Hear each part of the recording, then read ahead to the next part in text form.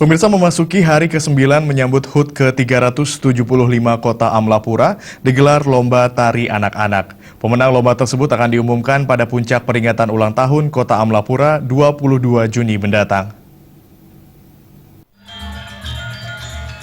Lomba yang dibuka Kabid Seni dan Budaya Dinas Pariwisata dan Budaya di Sebutpar Kabupaten Karangasem, Nimade Suratnyani ini menampilkan dua kelompok, yakni 15 peserta dari jenis tari Manuk Rawa dan 5 grup untuk jenis tari Gopal.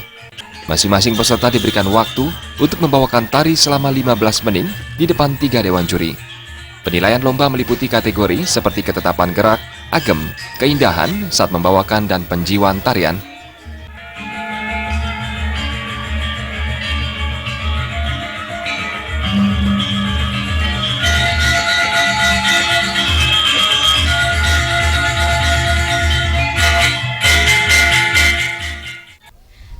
Untuk hari ini akan ada 2 kegiatan lomba tari, yaitu untuk tari Manuk Rawa dan tari Gopala.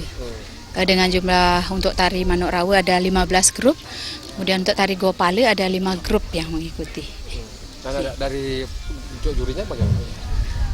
Juri untuk ini memang kita diambil dari seniman, penari juga. Penari juga jurinya itu. Dari orang Karangasem juga penari. Akan kita saksikan tari Gopala. Kriteria ya sudah tentu agem yang dinilai. Memang kita mengambil penari anak-anak, maksudnya untuk mencari regenerasi dari seni tari tersebut.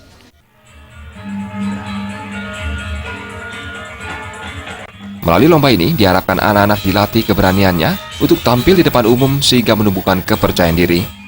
Pemenang lomba ini akan diumumkan pada puncak peringatan ulang tahun Kota Amlapura tanggal 22 Juni mendatang.